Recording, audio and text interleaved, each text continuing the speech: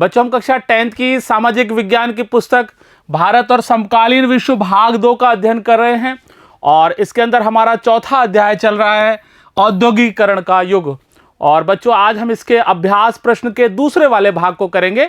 हमने पिछले वाले भाग के अंदर पहला भाग किया था और आज दूसरा वाला।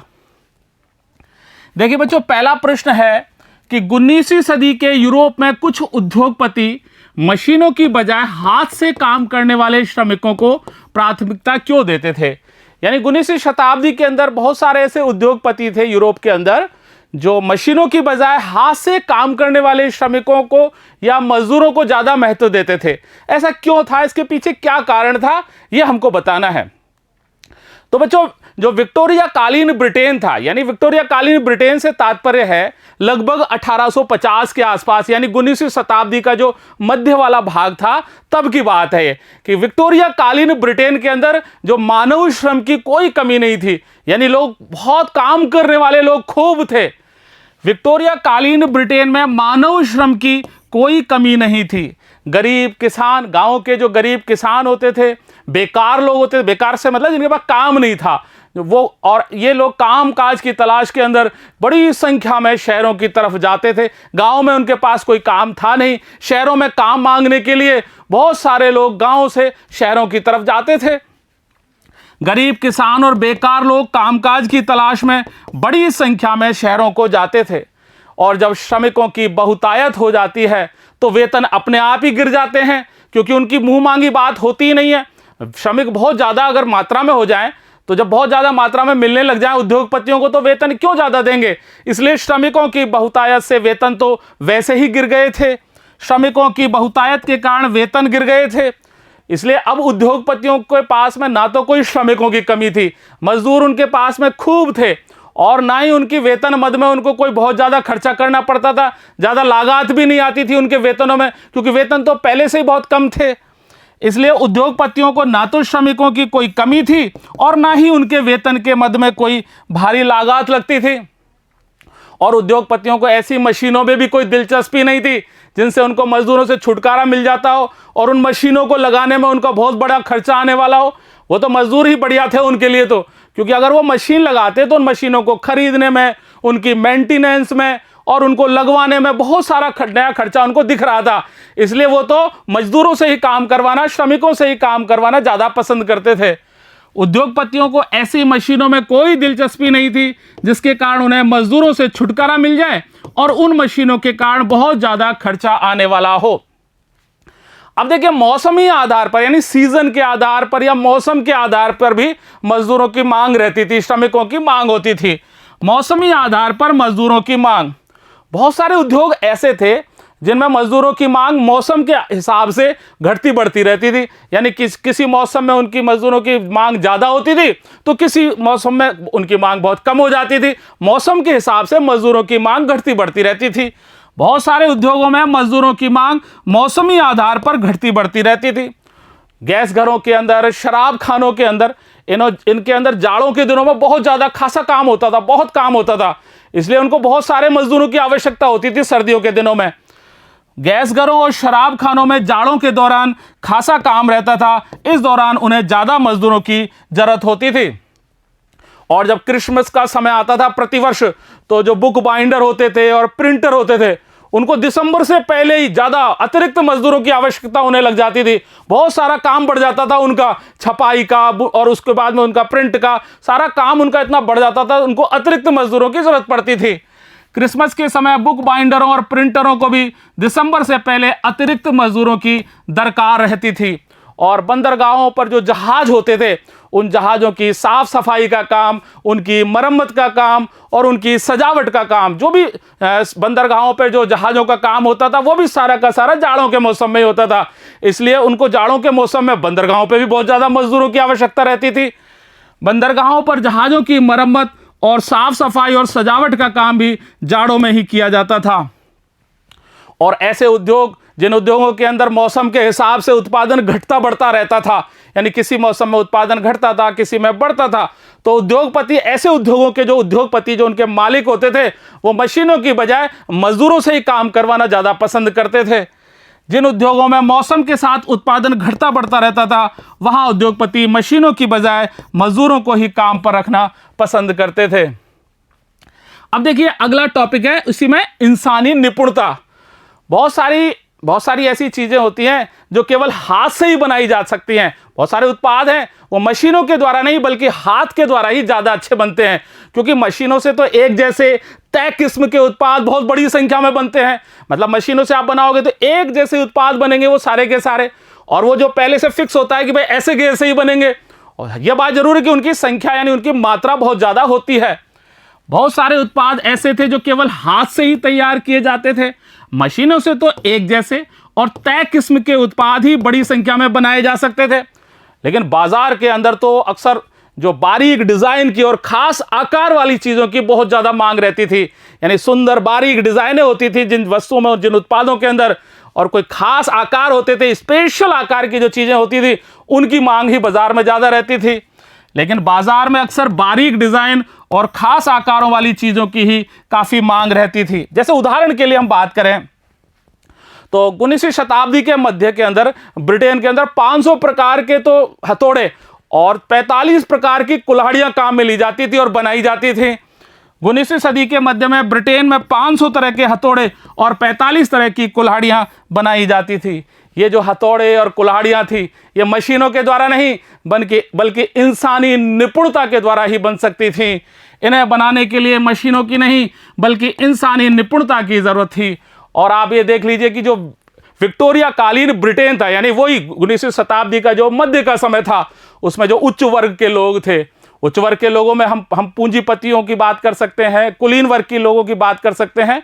तो जो उच्च वर्ग के लोग थे वो जो इंसान के यानी मनुष्य के हाथ के द्वारा जो चीज बनाई गई जाती थी उसी को वो तरजीह देते थे। मशीनों की वस्तुओं को, वो मशीनों के उत्पादों को ज्यादा तरजीह नहीं देते थे। विक्टोरिया कालीन ब्रिटेन में उच्च वर्ग के लोग जैसे कुलीन और पूंजीपति वर्ग हाथों से बनी चीजों को ही तरजीह देते थे।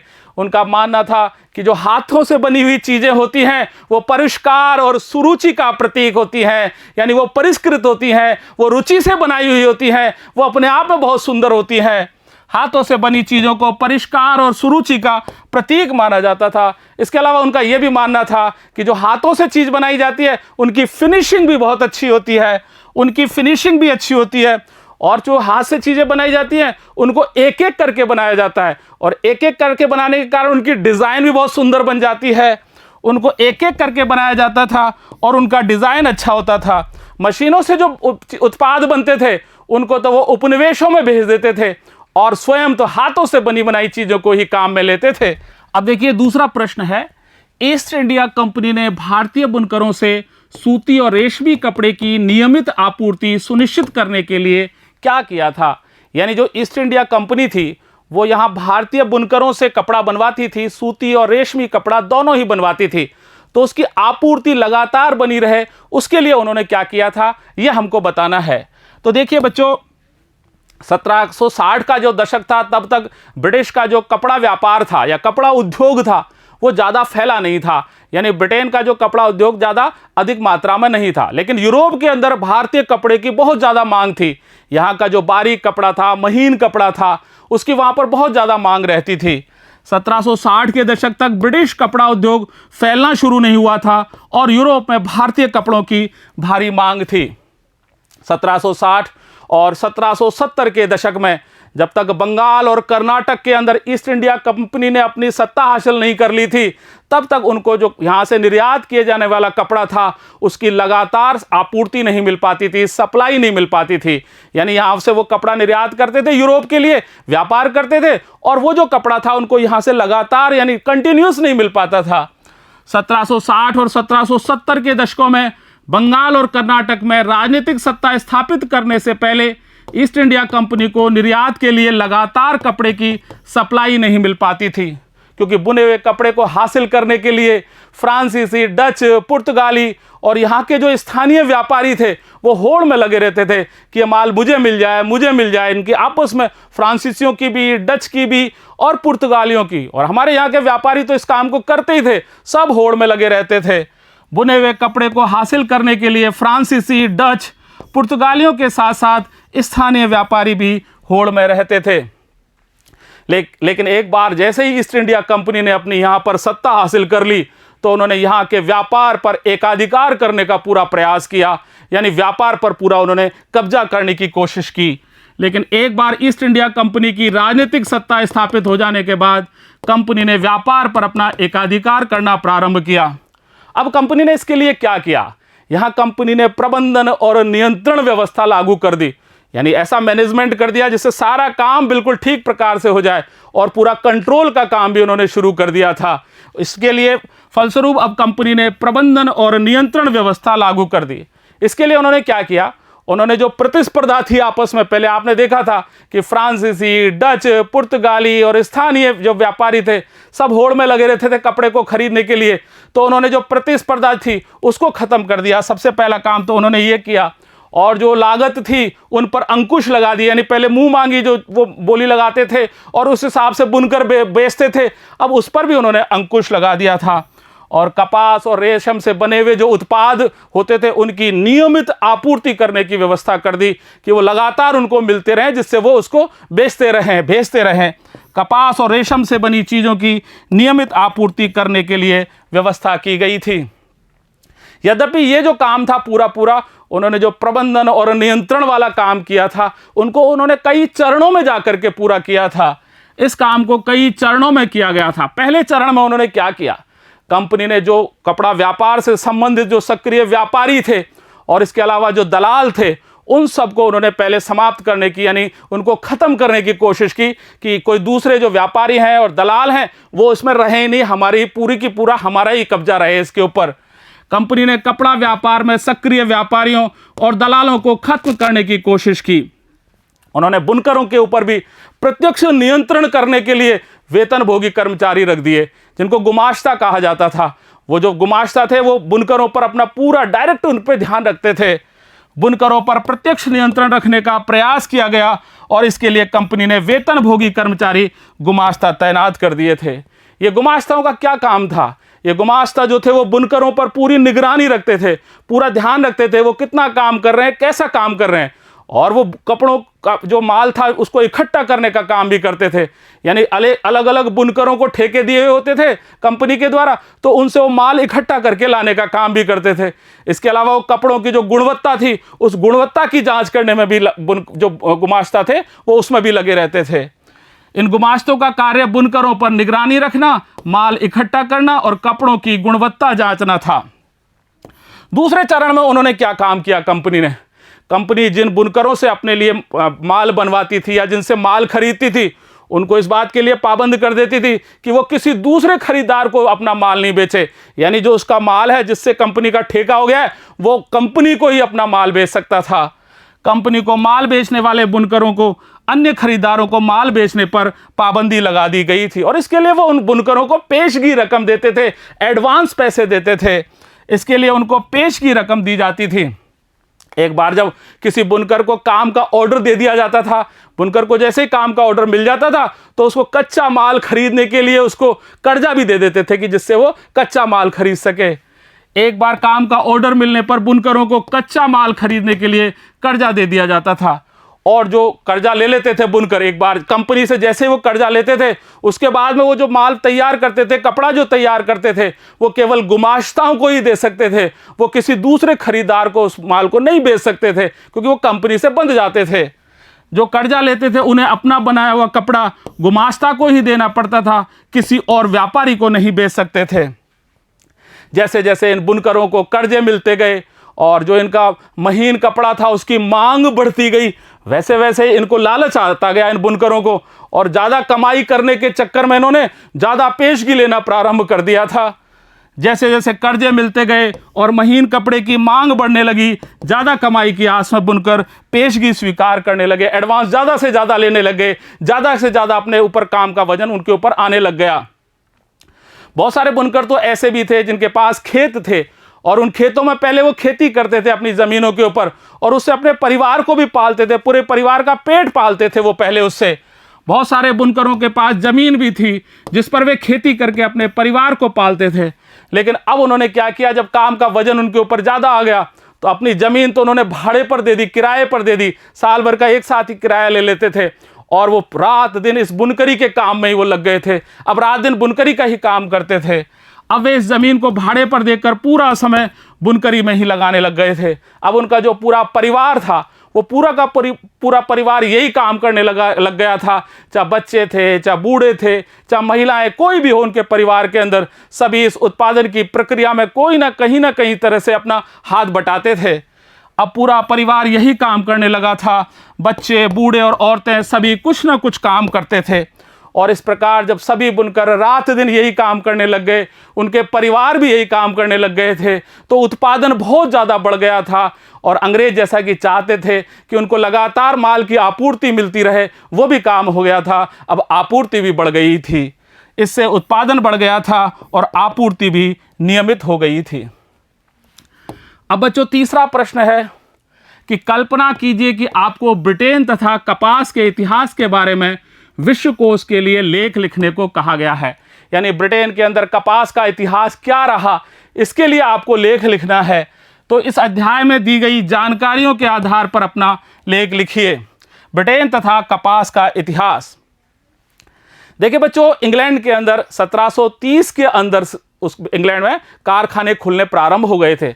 लेकिन इनकी जो बहुत ज़्यादा मात्रा में कारखानों की जो संख्या बढ़ी, बहुत ज़्यादा इजाफा हुआ, तो वो तो 18वीं शताब्दी के आखिर में जाते जाते हुआ था।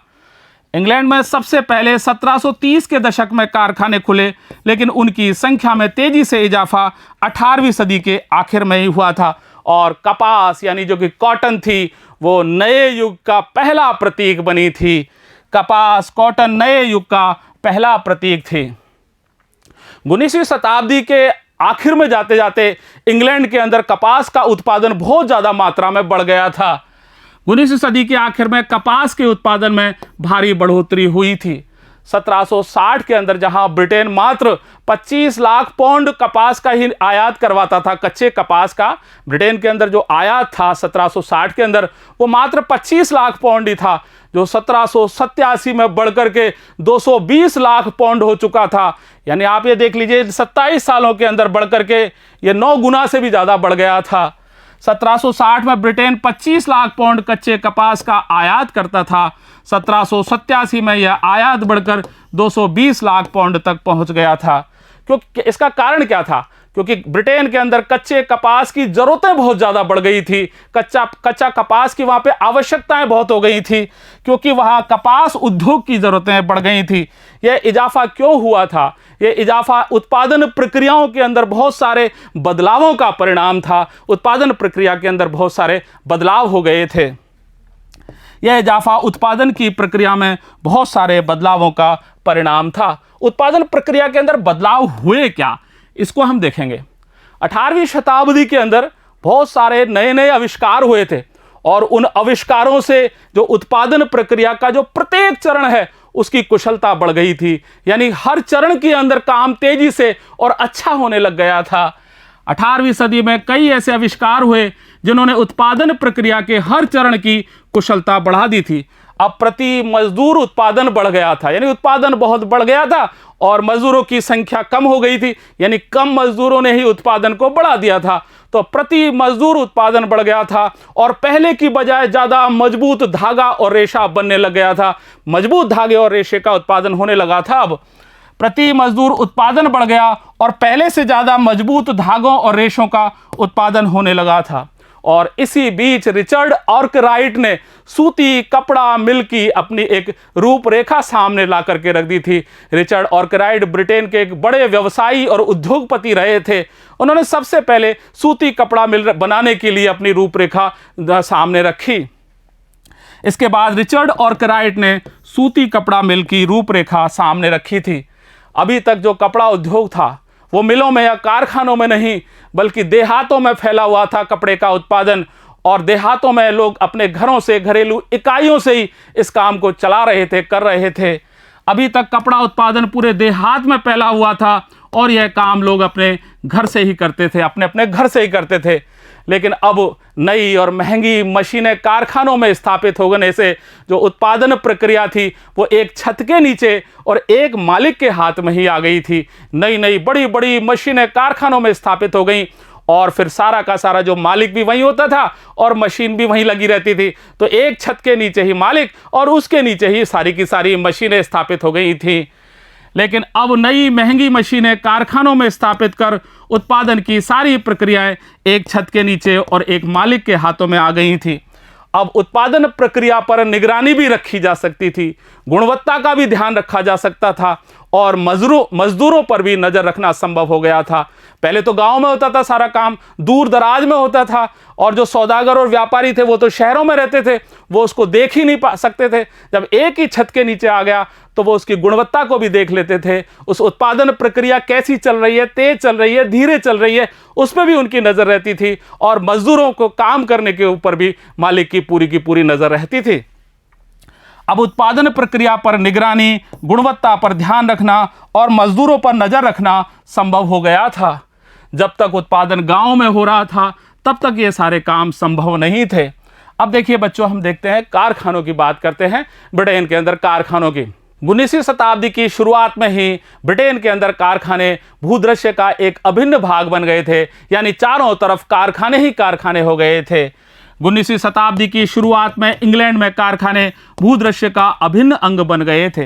ये जो नए कारखाने होते थे ये बहुत विशाल होते थे और इनकी जो नई प्रौद्योगिकी की जो ताकत थी वो इतनी जादुई होती थी कि उस समय जब लोग एक बार इसको देखते थे तो वो देखते ही रह जाते थे, उनकी आंखें ही चौंधिया जाती थीं। ये नए कारखाने इतने विशाल होते थे और नई प्रौद्योगिकी की ताकत इनमें इतनी जादुई दिखाई देती थी कि उस समय के लोगों की आंखें चौंधिया जाती थी।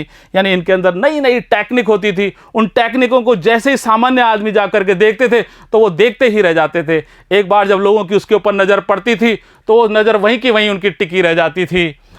लोगों का ध्यान कारखानों पर टिका रह जाता था, मानो वो इस बात को भूल ही जाते थे कि थोड़ी देर पहले ही जो उनसे ओझल हुआ है, यानी यहाँ की जो गलियारे और वर्कशॉप है उनमें उत्पादन कार्य अभी भी चल रहा है। यानी वो तो भूल जाते थे, वो जैसे ही कारखानों पर नज़र पड़ती थी तो उत्पादन का जो पूरी प्रक्रिया होती थी वो तो उनकी आंखों से ओझल हो जाती थी, उसको वो भूल जाते थे। वे इस बात को मानो भूल ही जाते थे कि थोड़ी देर पहले ही उनकी आंखों से ओझल गलियों और वर्कशॉप्स में अभी भी उत्पादन चालू है। सूती उद्योग, और फिर देख लीजिए आप क्या हुआ कि सूती उद्योग और कपड़ा उद्योग ब्रिटेन के सबसे ज़्यादा फलते फूलते उद्योग बन चुके थे।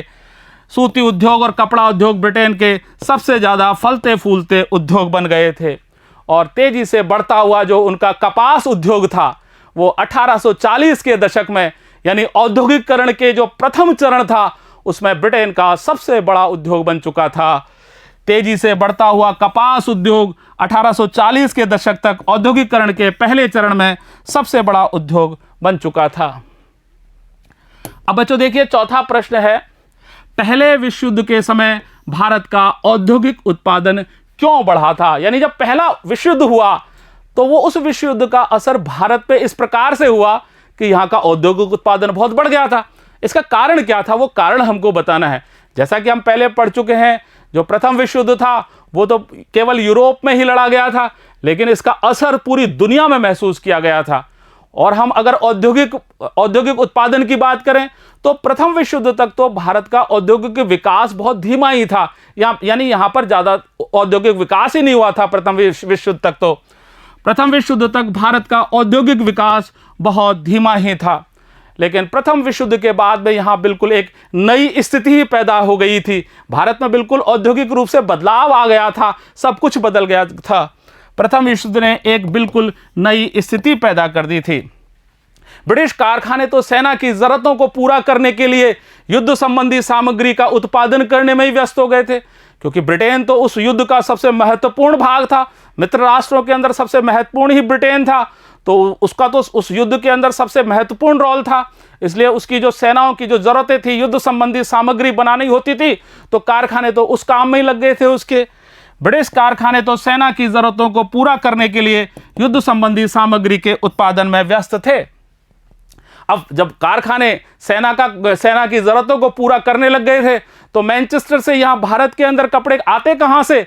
तो भारत के अंदर मैनचेस्टर से जो माल आता था उसका आयात भी दिनों दिन काफ़ी कम होता जा रहा था। फलस्वरूप भारत में मैनचेस्टर के माल का आयात कम हो गया था और फिर इसका असर क्या हुआ कि जो एकदम मौके का फायदा मिल गया और भारत में जो बना हुआ माल था, यहाँ पे जो तैयार माल था, उसको रातों रात एक बड़ा और विशाल यहाँ का एक बड़ा बाजार, देसी बाजार मिल गया था उस माल के लिए, यहीं बेचने के लिए बाजार मिल गया था। भारत में बने माल को रातों रात एक विशाल देसी बाजार मिल गया था। और जब ये युद्ध लंबा खिंचा, युद्ध तो 4 साल से भी ज़्यादा लंबे समय तक चला था, तो जब युद्ध लंबा खिंचा तो भारत के जो कारखाने थे उनमें भी युद्ध संबंधी सामग्रियों का निर्माण होना प्रारंभ हो गया था। जैसे यहाँ के कारखानों में जूट की बोरियां बनने लग गई थी, और जो फौजियों की वर्दी थी उस वर्दी का जो कपड़ा था वो यहाँ बनने लग गया था। टेंट बनने लग गए थे क्योंकि फौजियों को टेंटों की ज़रूरत होती थी। उसके अलावा चमड़े के जूते भी, यहाँ जूतों का निर्माण कार्य प्रारंभ हो गया था। उसके अलावा घोड़े और जो खच्चरों की जीन थी उस जीन का निर्माण का कार्य भी यहाँ से प्रारंभ हो गया था। इसके अलावा भी युद्ध सामग्री, युद्ध से संबंधित बहुत सारी सामग्रियों का यहाँ पर उत्पादन प्रारंभ हो गया था। युद्ध लंबा खिंचा तो भारतीय कारखानों में भी फौज के लिए जूट की बोरियां, फौजियों की वर्दी के कपड़े, टेंट, चमड़े के जूते, घोड़े और खच्चर की जीन तथा बहुत सारे अन्य सामान बनाए जाने लगे थे। अब इन सामानों को बनाने के लिए, क्योंकि यहाँ तो एक नई चुनौती आ गई थी, तो नए सामानों के बनाने के लिए बड़े बड़े नए कारखाने खोले गए। और जो पुराने कारखाने थे वो भी कई पारियों में चलने लग गए थे, कई शिफ्टें चलने लग गई थी, क्योंकि मांग बहुत ज़्यादा हो गई थी। नए कारखाने लगाए गए और पुराने कारखाने भी कई पारियों में चलने लगे थे, और बहुत सारे नए मजदूरों को काम पर रखा गया था। और नए पुराने जो भी मजदूर थे वो पहले की बजाय उनको बहुत ज़्यादा समय तक काम करना पड़ता था, अब समय अवधि भी बढ़ा दी गई थी। बहुत सारे नए मजदूरों को काम पर रखा गया और हर एक को पहले से ज़्यादा समय तक काम करना पड़ता था। और आप ये देख लीजिए कि युद्ध के दौरान इसलिए भारत के अंदर औद्योगिक उत्पादन बहुत ज़्यादा मात्रा में बढ़ गया था। यहाँ औद्योगिक उत्पादन में बहुत ज़्यादा तेज़ी आई थी। युद्ध के दौरान औद्योगिक उत्पादन तेज़ी से बढ़ा, लेकिन जैसे ही युद्ध समाप्त हुआ, युद्ध के बाद में जब पहले वाली स्थितियाँ आने लगी, लेकिन भारतीय बाजार के अंदर मैनचेस्टर की हैसियत वो पहले वाली फिर कभी भी नहीं बन सकी थी। युद्ध के बाद भारतीय बाजार में मैनचेस्टर की पहले वाली हैसियत नहीं हो पाई थी। अब ब्रिटेन आधुनिकीकरण की दौड़ में भी पिछड़ चुका था, और इसके अलावा अमेरिका, जर्मनी और जापान के मुकाबले वो बहुत कमज़ोर हो चुका था, और ब्रिटेन की जो अर्थव्यवस्था थी वो पूरी तरह से चरमरा चुकी थी। आधुनिकीकरण न कर पाने और अमेरिका, जर्मनी और जापान के मुकाबले कमज़ोर पड़ जाने के कारण ब्रिटेन की अर्थव्यवस्था चरमरा गई थी। अब वहाँ पर कपास का उत्पादन भी बहुत कम होने लग गया था, और ब्रिटेन जो कि पहले सूती कपड़े का बहुत अधिक मात्रा में निर्यात करता जा रहा था, उस निर्यात के अंदर भी बहुत तेज़ी से गिरावट होने लग गई थी। कपास का उत्पादन बहुत कम हो गया था। ब्रिटेन से होने वाले सूती कपड़े के निर्यात में ज़बरदस्त गिरावट आई थी। और भारत में क्या हुआ, भारत में जो भारतीय बाजार थे उनसे विदेशी उत्पादों को हटा करके जो भारतीय उद्योगपति थे उन्होंने घरेलू बाजारों पर अपना पूरा अधिकार कर लिया था, पूरा कब्जा कर लिया था। भारत में विदेशी उत्पादों को हटाकर स्थानीय उद्योगपतियों ने घरेलू बाजारों पर कब्जा कर लिया था, और धीरे धीरे यहाँ के जो उद्योगपति थे वो काफ़ी मजबूत और बहुत शक्तिशाली होते चले गए थे। धीरे धीरे स्थानीय उद्योगपति मजबूत होते चले गए थे। इसलिए जो प्रथम विश्व युद्ध के बाद में भारत की औद्योगिक उत्पादन बढ़ गया था, और उसकी स्थिति में क्या परिवर्तन आए थे उसको हमने इसके अंदर देखा। बच्चों, इस प्रकार से इस चौथा अध्याय था जो हमारा औद्योगिकरण का युग, उसके अभ्यास प्रश्न भी अब समाप्त हो चुके हैं, और इसी के साथ ये अध्याय पूरी तरह से अब समाप्त हो चुका है। और अब हम यही विराम लेते हैं, और अगले भाग में यानी हम जो अगला वीडियो है उसके अंदर हम इसका 5वां अध्याय प्रारंभ करेंगे जो मुद्रण से संबंधित है। धन्यवाद।